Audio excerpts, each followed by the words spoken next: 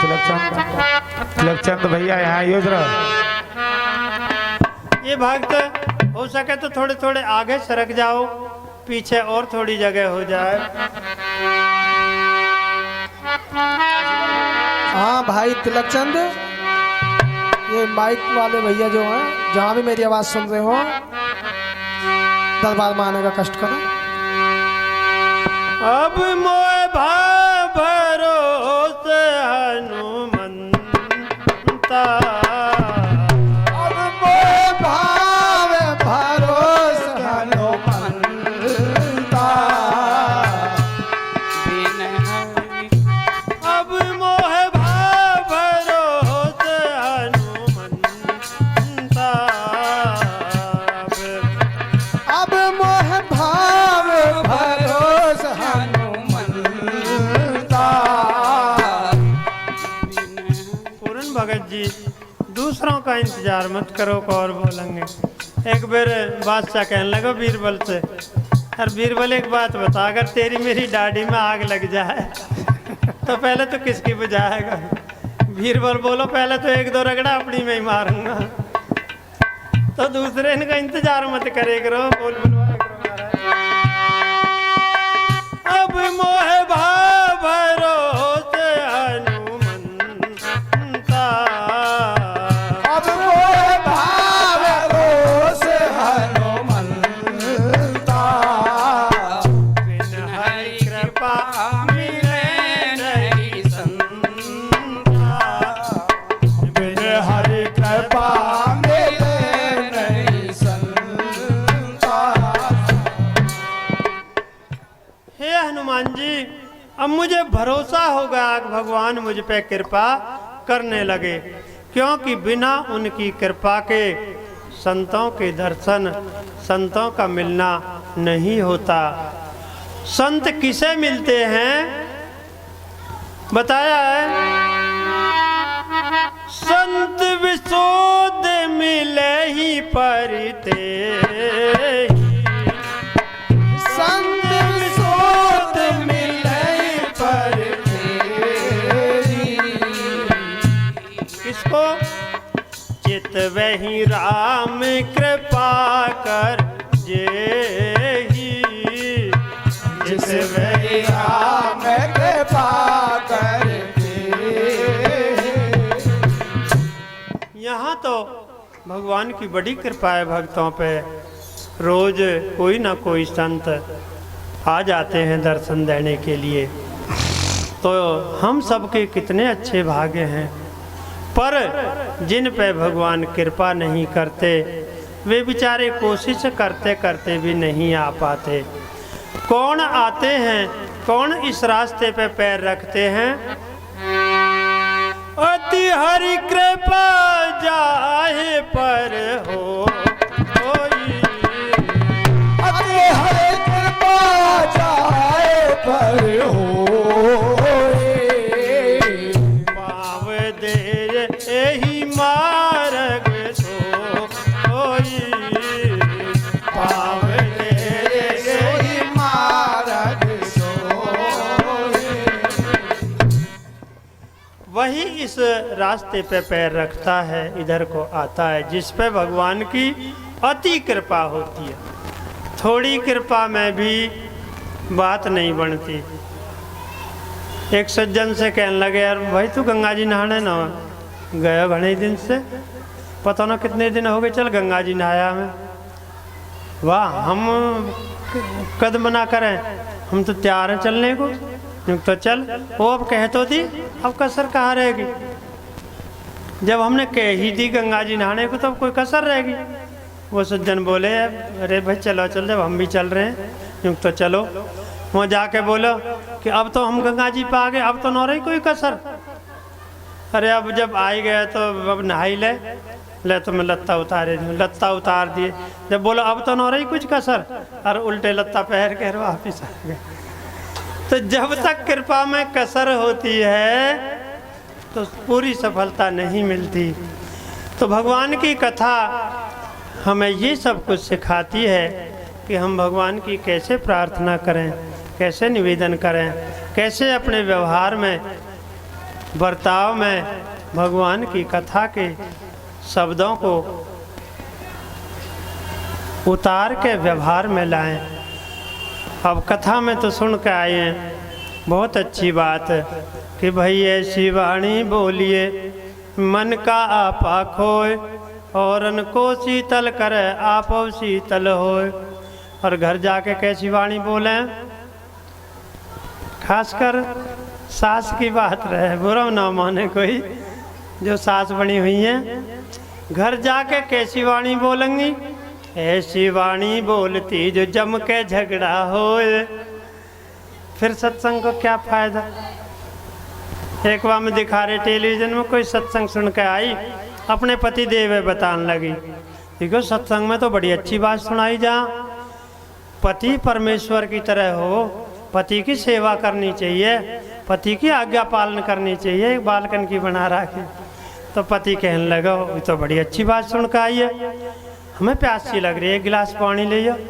तो बोले अच्छा मेरी बाट में बैठो, मैं तो हारी तक हूँ, मेरे बस की ना पानी वानी लाना, कहीं और पे मंगा ले भाई होगा सत्संग बराबर। तो बताया जब तक बतेरे भक्त कहें जी हमारे तो घर के रुकावट करें। अब वे रुकावट क्यों करें कि कथा में जाके कुछ बदलाव तो दिखता ही नहीं है, वहाँ जाके सबन ने सुने फिर वहीं पल्ले झाड़ कर दें। अग जी तुमने जो कथा सुनाई है, तुम्हारी तुम्हारे अर्पण हम कुछ नहीं ले जा रहे, फिर बदलाव आएगा। तो एक भजन की टेक में बताया, भाई थारे बदले नहीं विचार, क्या लोगे सत्संग जाके, थारे बदले नहीं विचार, क्या लोगे सत्संग जाके, क्या लोगे सत्संग जाके, भाई थारे बदले सत्संग जाके, क्या लोगे सत्संग जाके, भाई थारे बदले नहीं विचार, क्या लोगे सत्संग जाके, भाई थारे बदले नहीं विचार, क्या लोगे सत्संग जाके। अब विचार क्यों नहीं बदलते। खास कर जो भक्त पीछे बैठते हैं, ये पीछे वाले बुरा ना मान जाएं, सबकी बात नहीं है, किसकी बात है जो कुछ ओट सी में बैठे हैं। हम का ये दिख तो रहे ही ना, अब घर की न बतला लो, ये तो सत्संग ये तो ऐसे ही सुनाते ही रहेंगे। अपना घर की इनको अभी टाइम से मिल रहा, सहज में बतला लो। तो फिर उनके विचार कहाँ से बदलेंगे जब सुनेंगे ही नहीं। या उनके ना बदलते जो पीछे सिख थमला का सहारा लेके, भाई रात तो पानी करो ऐसे करो, कथा में चलो आ तो गए, सहारा लेके अपना सो जा आराम से। हाँ हाँ बहुत बढ़िया। पीछे जिन भक्तों के लिए जगह ना हो उनसे निवेदन है सहज में आगे आ जाएं। विशेषकर जो भक्त दूर से चल के आए हैं, यहाँ जगह कर दी इन भक्तन ने, यहाँ आ जाओ, हाँ देख लो जैसा ठीक समझो। तो इस तरह से कहने का मतलब तब विचार नहीं बदलते जब हम मन लगा के नहीं सुनते। और फिर पीछे बैठी बैठी खास कर जो सास बनी हुई रहे, अब का तो शासन का ही नंबर चल रहा सहज में ओटसी में बतलाएंगे, मेरी बहू तो मेरी कतई ना मानती, अरे ज़्यादातर मोई पे घना काम करवावे। बता मैं कद आऊँ कथा सुनने को, आज तो तू कहने लगी जाते मैं आ गई, नहीं टाइम आज भी ना मिलता। देखो वहाँ को बेचारी कितना ही सोहन है भक्तन की, जो लेके आई है, जो किसी को सत्संग में कथा में लेके आवे उसको भी कुछ % उसके में से पुण्य मिले।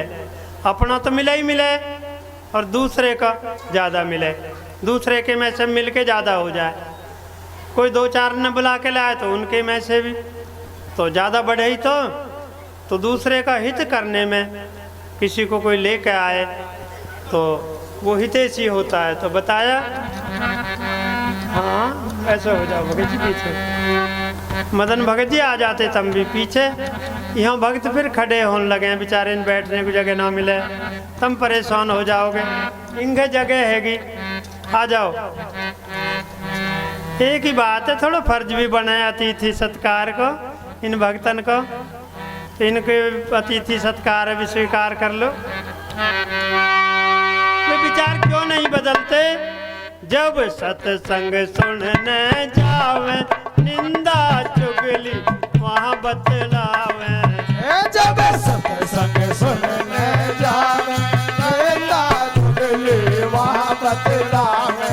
आज कुछ मन ना करे विचार, क्या लोग सत्संग जाके धरे पगले नहीं विचार, क्या लोग सत्संग जाके। हेलो हेलो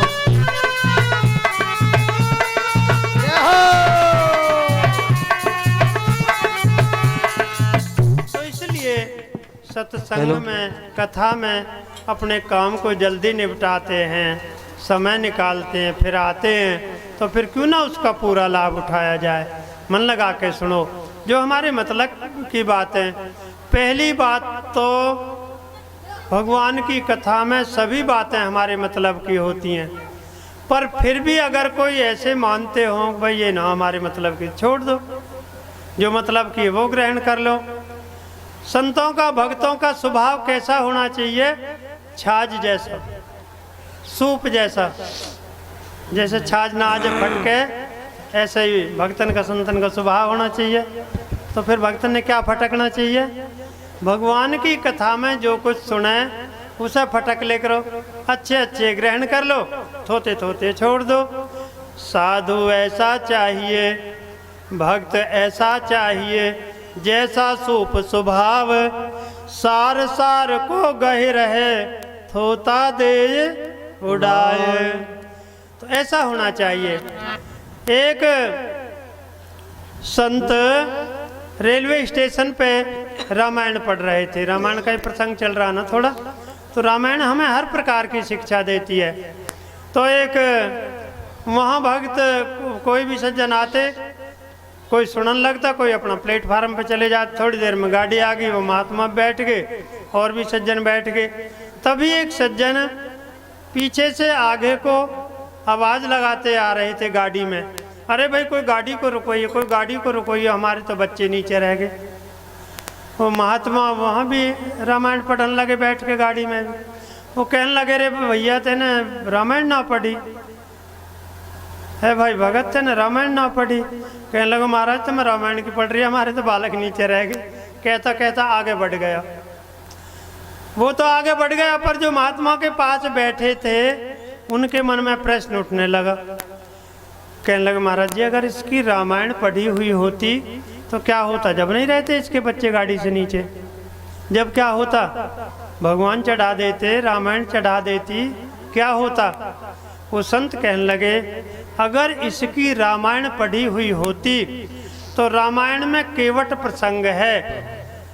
सुमंत्र जब अयोध्या में वापस गए तो राजा दशरथ को केवट के प्रसंग की बात बता रहे थे। क्या?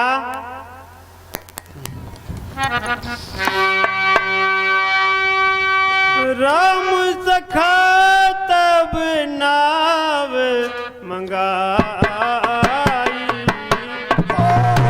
राम सखा तब नाव मंगाई,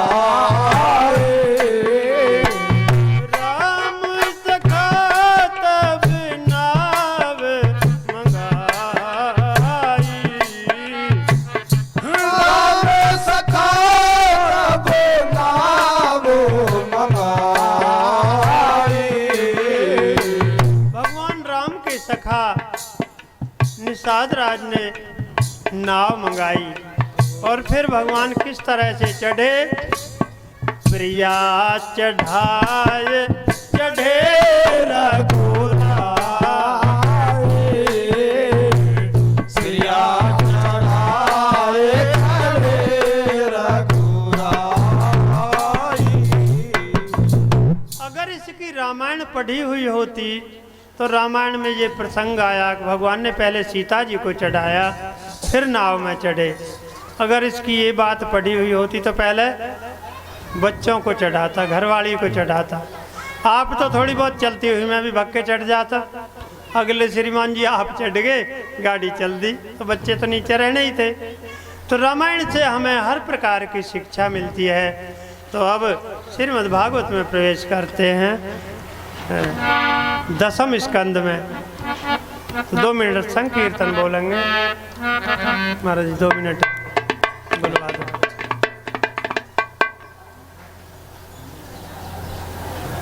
सब भक्त ठीक ठाक। बोली सांचे दरबार।